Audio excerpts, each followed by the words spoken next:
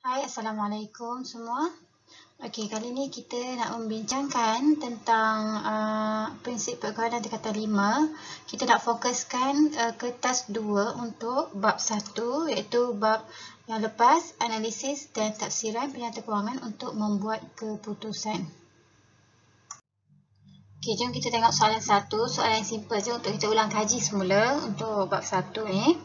Okey, soalannya berbunyi, maklumat yang berikut diperoleh daripada rekod perakanan perniagaan Rina bagi tahun berakhir 30 Jun 2017. Okey, dalam kotak ni maklumat yang diberi iaitu modal pada 1 Julai 2016 RM50,000, jualan RM122,500, pulangan jualan RM2,500, peratus untung kasar atas jualan 40%, peratus untung bersih atas jualan 25%, kadar pusing ganti inventory 6 kali. Jadi soalan dia adalah, ni soalan dia kata anda dihendaki menghitung untung kasar, kos jualan, untung bersih, inventory purata dan belanja. Okey, yang pertama kita tengok dulu untung kasar.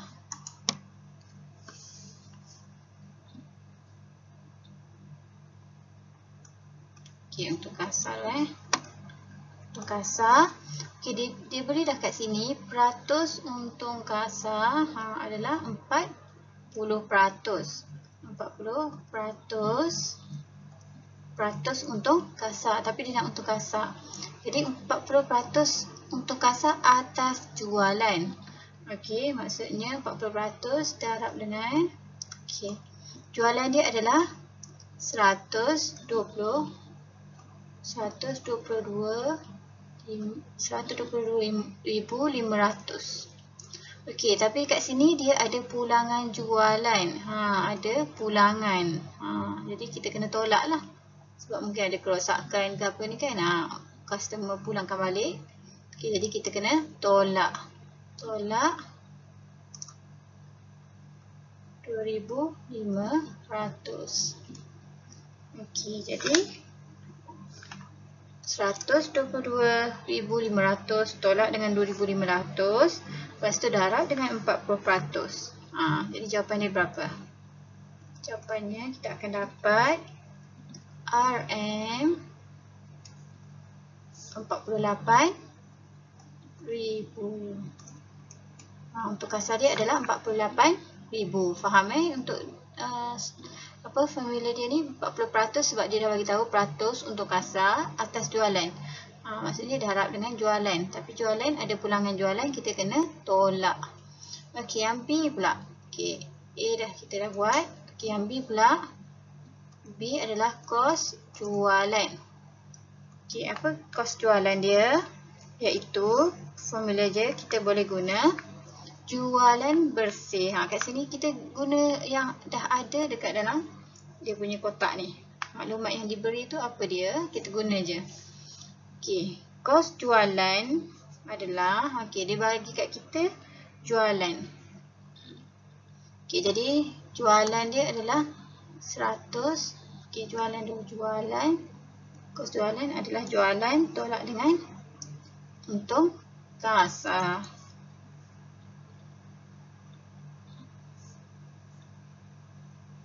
Jualan ni adalah kena jualan bersih lah. Okey, dekat sini.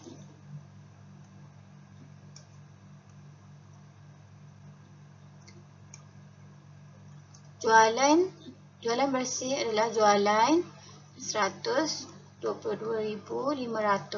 tolak. Sebab yang 122,500 ni hanyalah jualan, tak bersih lagi. Jadi ada pulangan jualan, kita kena tolak dululah. Tolak dengan pulangan jualan 2,500. Okey, ni baru jadi jualan bersih. Okey. Tolak dengan untung kasar. Berapa? Kalau salah A ni, B akan salah. Jadi untung kasar kita dapat 48,000. Okey, jadi 122,500 tolak 2,500 tolak 48,000, kita akan dapat RM 72,000. Okey, boleh. Di kos jualan pun kita dah dapat. Okey, kemudian C disuruh kita cari untung bersih. Untung bersih lebih kurang tadi untung kasar tadi yang ni. Okey, iaitu peratus dulu. Peratus yang dibagi untuk untung bersih adalah ni peratus untung bersih. Peratus untung bersih atas jualan ialah 25%. Okey, jadi C untung bersih. Okey, jadi 25% okey atas jualan. Darab dengan jualan. Tapi jualan tu dia ada jualan sahaja kan. 1 2 500 kena tolak dengan pulangan jualan 2500. Okey, cuba cari. Mula 122,500 tolak 2,500 dapat jawapan kita darab dengan 25%. Kita akan dapat RM 30,000. Okey, boleh untuk untung bersih. Okey, kemudian C kita dah buat untung bersih. Kita tengok inventory purata. Okey, inventory purata. Ingat tak dia punya formula? Inventory purata adalah macam mana inventory purata?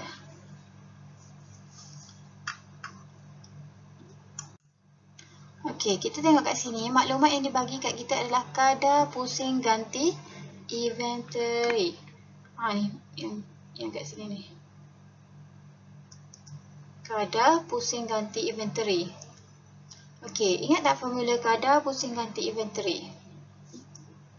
Kadar pusing ganti inventory, formula dia adalah kos jualan per dengan inventory purata. Dekat sini ada inventory purata. Okey, jadi kadar pusing ganti inventory kita dah ada, iaitu 6 kali. Kos jualan, kos jualan kita ada tak? Ada. Tadi kita dah cari kan yang B tadi, kita dah cari kos jualan tadi.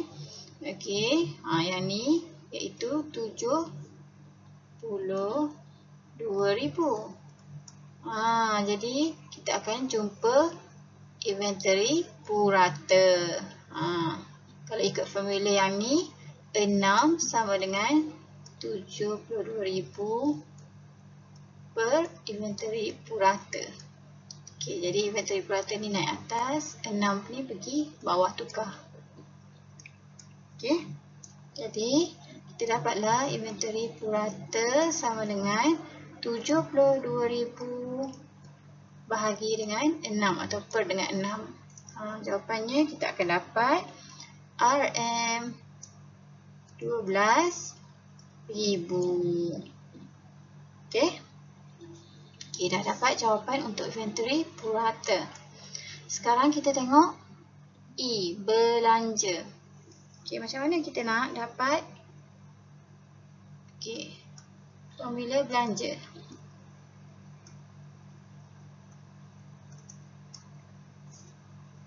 Okey, selalunya formula belanja ni macam mana? Okey, kat sini kita tak ada. Kita ada apa je? Kita guna apa yang ada. Sekarang kita ada untung kasar, kita ada kos jualan, kita ada untung bersih. Okey. Jadi belanja juga formula dia kita boleh dapat untung kasar tolak untung bersih.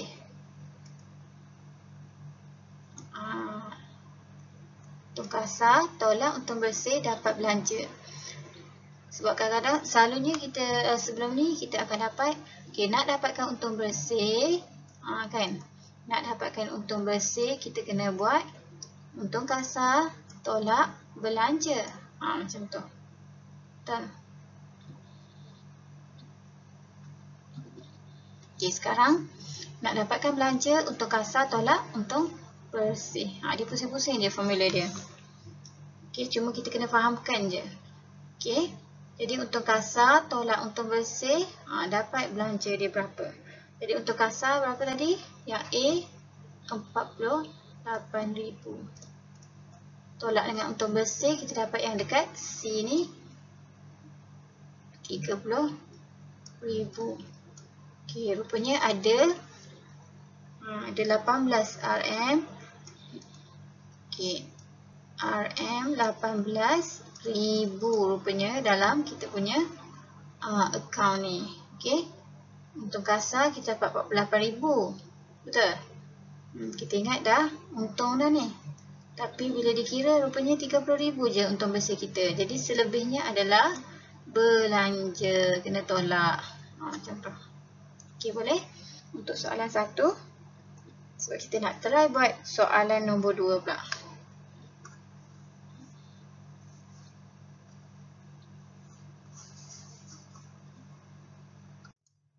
Okey, jom kita tengok sama-sama untuk soalan nombor 2.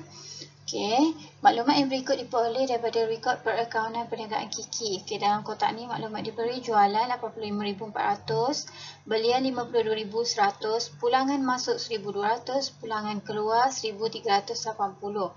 Okey, pulangan masuk tu maksudnya pulangan apa? Jualan.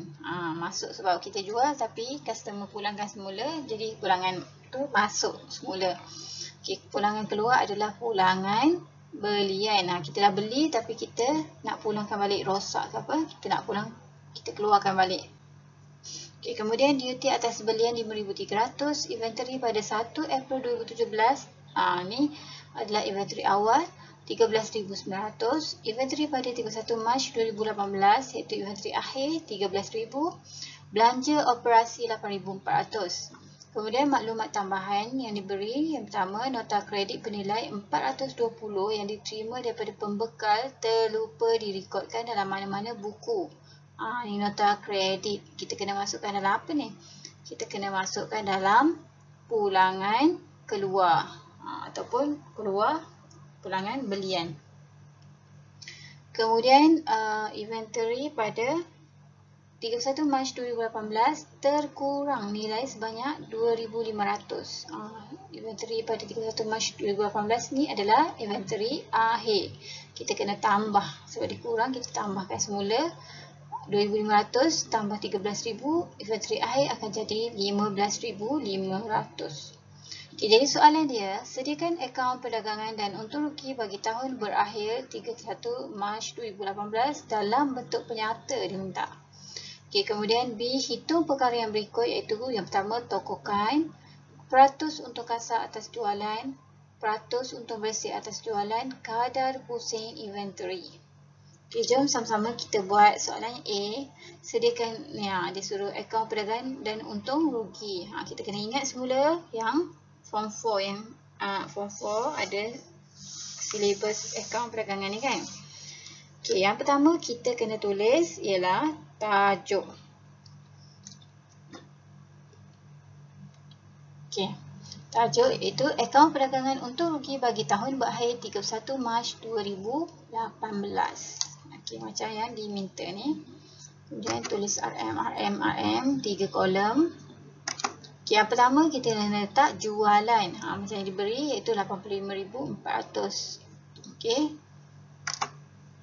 Kemudian kita ada pulangan jualan ataupun pulangan masuk kat sini 1,200. Jadi kita kena tolak. Kita akan dapat jualan bersih iaitu sebanyak 84,200 setelah ditolak. Okey, kemudian kita kena tolak dengan kos jualan pula. Okey, di bawah kos jualan kita ada inventory awal. Yang diberi kat sini itu inventory pada 1 April 2017 sebanyak 13,900. Kita masuk dalam sini. Okey, kemudian kita ada belian. Belian kita berapa? 52,100. Okey, kenapa kita letak kolom kiri sekali? Sebab kita ada pulangan belian ataupun pulangan keluar. Jadi kita kena settle dulu bahagian belian dekat sebelah kiri sekali baru kita boleh tahu kat sini lah. Dia termasuk dalam kos jualan kat sini lah. Okey, jadi pulangan keluar atau pulangan belian adalah sebanyak, okey, kalau kat sini dalam kotak 1,380.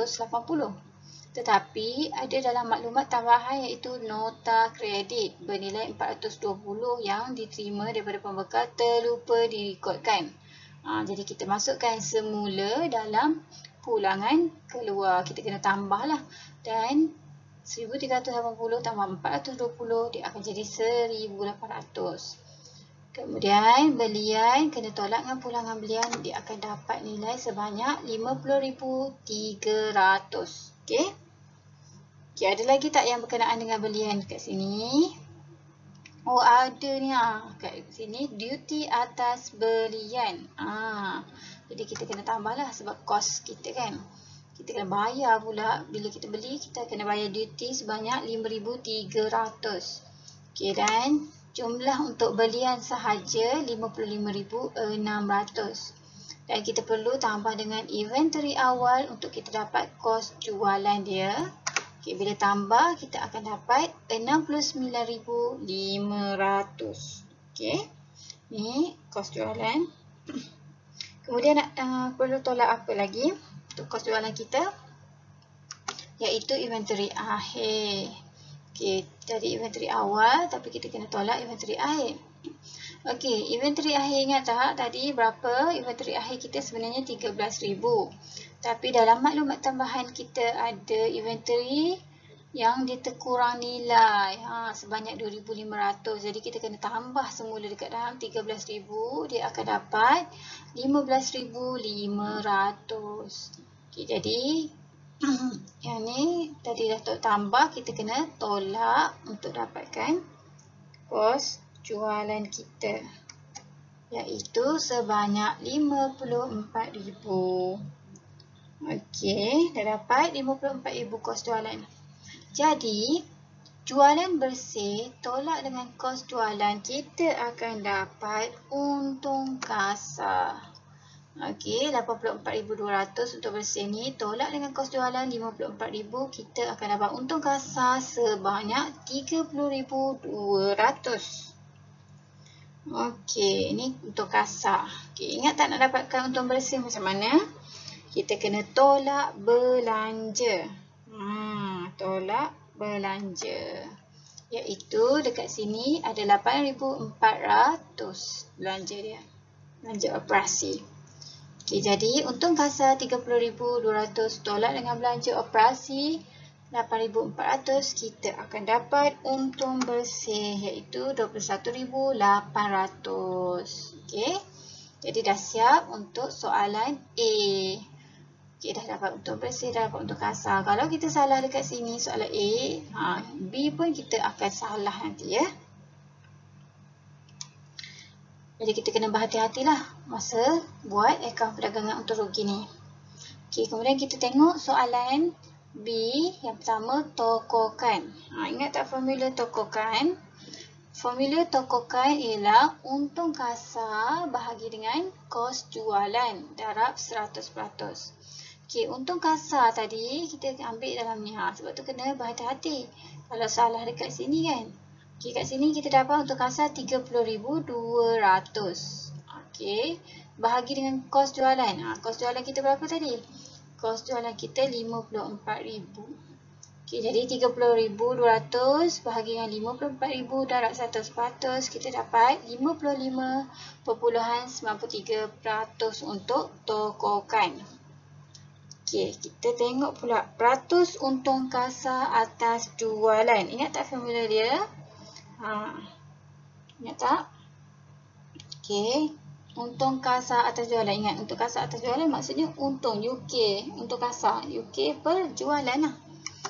Okey, UK untung kasar per jualan bersih darab 100%.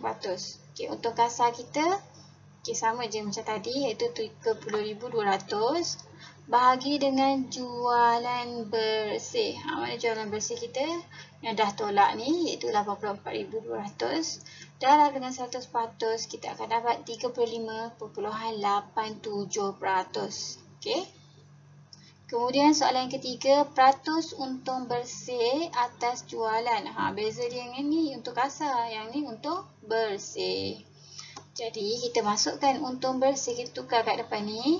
Untung bersih kita dapat tadi 21,800. Okay, jadi 21,800 bahagi dengan jualan 84,200 darab 100%, kita akan dapat 25.89%. Okay, boleh? Kemudian kita tengok kadar pusing ganti inventory. Ingat tak formula kadar pusing ganti inventory? Iaitu kos jualan bahagi dengan inventory purata. Okay, kos jualan kita berapa? Kos jualan kita adalah sebanyak, yang ni tadi kan, kos jualan 54,000. Okay, 54,000 bahagi dengan inventory purata. Okay, inventory purata ingat tak macam mana nak dapat? Iaitu inventory awal tambah inventory akhir bahagi dengan 2. Okay, 13,900 tambah 15,500 dan bahagi 2, kita akan dapat 14,700. Okay, jadi 54,000 bahagi dengan 14,700, kita akan dapat 3.67 kali kadar pusing ganti inventory. Okay, jadi kita dah siap untuk soalan nombor 2. Okay, kita tengok soalan nombor 3. Okay, Mizan seorang peniaga telah menjadikan akaun perdagangan yang tidak lengkap seperti di bawah ini. Okay, ni dia dah bagi siap-siap akaun perdagangan tetapi tidak lengkap. Okay, kita tengok dulu perkara dia. Akaun perdagangan bagi tahun berakhir 30 Jun 2016. Okay, dekat sini dia bagi inventory pada 1 Julai 2015 ataupun inventory awal S. Kemudian belian 115,640. Kemudian R, so kita cari. Lepas tu dia bagi inventory akhir, itu inventory pada 30 Jun 2016 sebanyak 31,260. Kemudian dia bagi P, untung kasa Q, dan sebelah kanan dia bagi jualan iaitu sebanyak 190,660. Okay, kemudian dia ada maklumat tambahan iaitu Mizan menambahkan tokokan 25% ke atas kosnya untuk mendapat harga jualannya.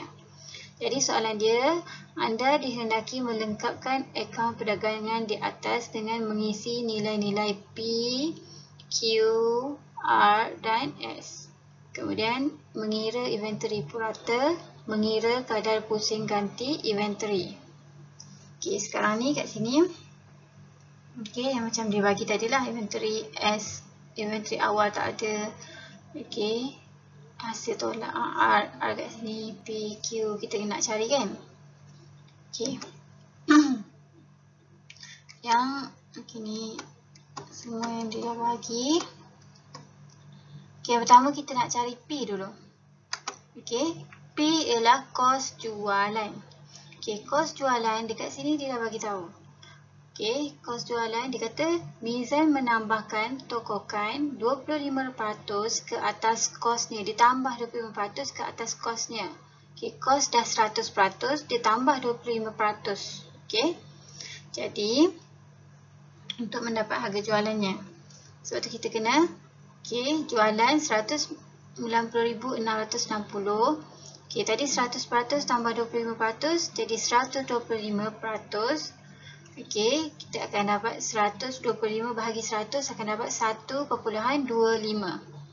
Okey, jadi 190,660 bahagi 1.25, kita akan dapat kos jualan dia sebanyak 152,528. Okey, kita dapat kos jualan kat sini. Okey, kemudian untung kasar Q, untung kasar pula. Okey, kita akan dapat, okey, untuk formula tokokan, ingat tak formula tokokan? Formula tokokan ialah untung kasar bahagi kos jualan, kan? Okey, dah 100%, tapi dia nak untung kasar, jadi kita pusing semula, kita akan dapat tokokan darab kos jualan. Jadi tokokan ialah 25% darab yang kos jualan tadi yang kita dapat 152,528. Kita akan dapat untung kasar dia 38,132. Okay, kemudian kita nak cari R. Macam mana kita nak cari R dekat sini? Okay, kita boleh ke atas. Okay, R. R kita dapat kat sini sebab okay, kos jualan 152,528. Okay, kita terbalikkan. Kalau ke bawah dia tolak. Jadi kalau kita nak naik semula ke atas, kita tambah. Tambah dengan inventory akhir ni 31,260. Kita akan dapat R dekat sini iaitu okay, bila kita tambah 183,788 kita dapat R. Okay, macam mana kita nak dapatkan S pula? Okay, kalau kita nak dapatkan S, okay, kita dah dapat R kat sini. Okay, kalau tadi kita nak ke atas, kalau dia dah tolak kita tambah. Yang ni kita nak ke atas, yang ni tambah sebenarnya. Tapi kita nak ke atas, kita akan jadi tolak. Jadi R tolak dengan atas ni adalah belian. Okay, 183,788 tolak dengan atas dia 115,640. Kita akan dapat 68,148 untuk inventory awal. Okey, boleh yang kat sini. Okey, kemudian kita nak check betul ke salah kita punya jawapan kat sini. Okey, kalau sebelah kanan kita ada jualan je iaitu 190,660. Jadi pastikan sebelah kiri juga kita akan dapat 190,660. Kalau tak seimbang, ada something wrong lah kat sini. Okey, jadi bila kita dah yang ni tambah inventory awal, tambah belian, dapat R, tolak inventory akhir, dapat P. Okey, lepas tu tambah Q, kita akan dapat 190,660. Jadi seimbang, maksudnya jawapan kita betul. Okey, kita dah isi dah akaun perdagangan yang tak lengkap ni. Okey, kita jawab soalan B iaitu mengira inventory purata. Okey, formula inventory purata ialah inventory awal tambah inventory akhir bahagi 2. Jadi inventory awal kita tadi yang ni S ni 68,148 kita masukkan.